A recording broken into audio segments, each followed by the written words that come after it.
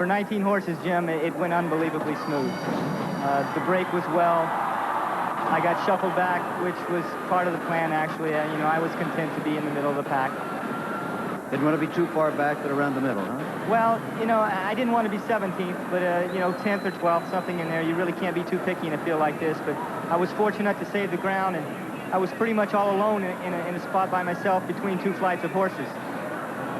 He was relaxing very well, which was the whole point of taking the blinkers off. Mac and I had talked about that and felt it was a little bit of a hindrance for him in the last race, and he was relaxing beautifully.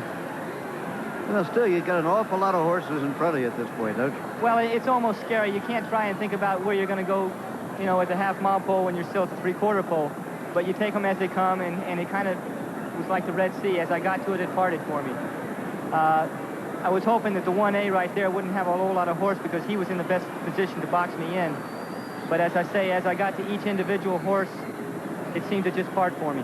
After the Bluegrass, there was some question as to whether Sea Hero would even run in the Kentucky Derby. You and Mac must have talked that over, huh? Well, I think that's due to Mac Miller.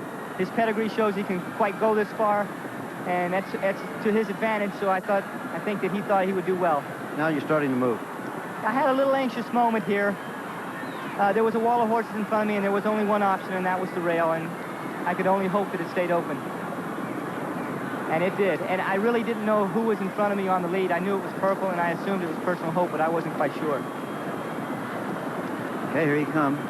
Yeah. You're looking for the rail, I'm looking for outside, and the rail's the only thing open, so I took it. And he really gave me a good burst of energy. I wasn't aware of who was on the outside. I knew there were several contenders, but he was full of run, and I was really quite confident at this time. What a beautiful move that was. It just worked out perfectly. I couldn't have mapped it out any better, and thank God I had the horse. I've been there with no horse before, but I had the horse to go through today. It's just such a thrill. What a thrill it must be. We would all like to have it. Jerry Bailey winning his first Kentucky Derby on Sea Hero for an 85-year-old owner and a 71-year-old trainer. Here's the official order. Arcong is moving in, and the last one to move in will be Miner's Mark.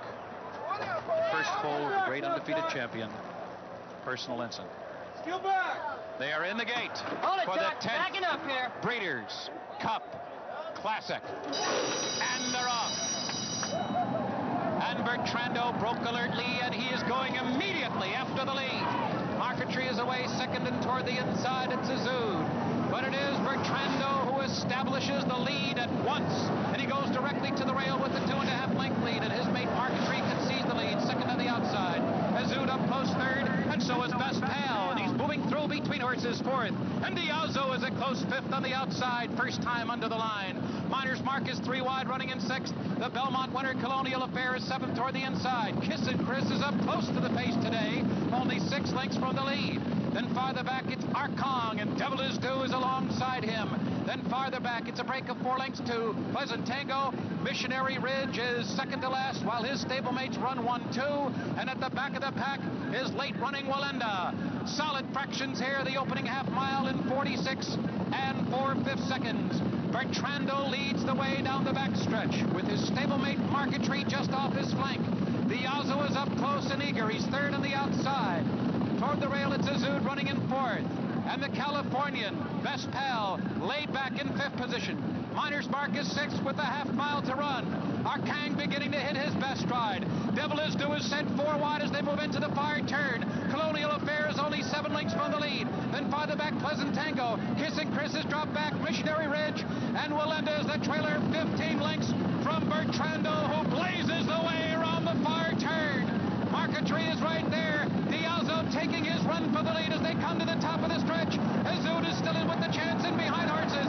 Best Pal is only 4 lengths from the lead. Pleasant Tango is coming hard. Kissin' Chris is also right there. Arcang is coming in between horses. And it's still Bertrando with an onslaught of challengers. Here comes Arcang. A huge upset looming here as Arcang comes flying on the outside. And he runs by Bertrando. Kissin' Chris. Here is Arcang to win it. Shocker! He's 99-1 in the $3 million Classic. And Bertrando, the favorite, is defeated in the final yards. Absolutely shocking and impossible victory for Arcong. Here's Bob Newmeyer with Jerry Bailey. Well, Jerry Bailey's ridden a lot of short price horses in the world, but 268 smackers to win on our Kong. What did you know about this horse, Jerry? I couldn't even understand the instructions in the paddock, you know. There'd be a lot of pick 7 bettors throwing stones at me today. Me, for one, as a matter. But those, hey, those are tough beats, but go ahead. Well, first of all, I want to say hello to my son and my wife back in New York. They were sick and couldn't come, and they couldn't make the Derby, and I won that, so maybe it made me win. I don't know, but I love you both. Our Kong, tell me about him. I don't even know how to pronounce his name. He did everything right. I settled in. I figured he's 99-1. I'll try and get through all the way on the rail, and almost did. I went through everybody, but I think one horse. So there wasn't any particular strategy there. You didn't know too much about him. You just got them out, and then you just went at it and said, hey, let me make my run and see if I can catch Bertrando. You know, sometimes horses are ridden the best by the first-time riders that don't know anything about them. So they don't try and force their will upon the horse, and I guarantee you this was an exact duplicate of that. Well, Jerry Bailey's very, very happy. I know that Gary Stevens is very disappointed. He's with Mike Battaglia.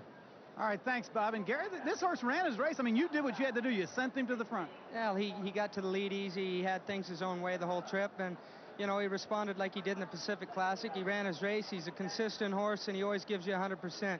I will say I was very surprised when the winner came by him at the 16th pole. My horse responded, you know, like he had been at the quarter pole. He just exploded under me, and I thought the race was all but over. And here comes this horse coming by. I had no idea who he was. But I think we'll probably hear some more about him. But, you know, it's been a great day of racing, and, you know, it's done the sport proud. Really has. Thanks, Gary. And back to you, Tom Hammond. All right, Mike. Our Kong, a 5-year-old horse by Sagas, wins the Classic. Look at that.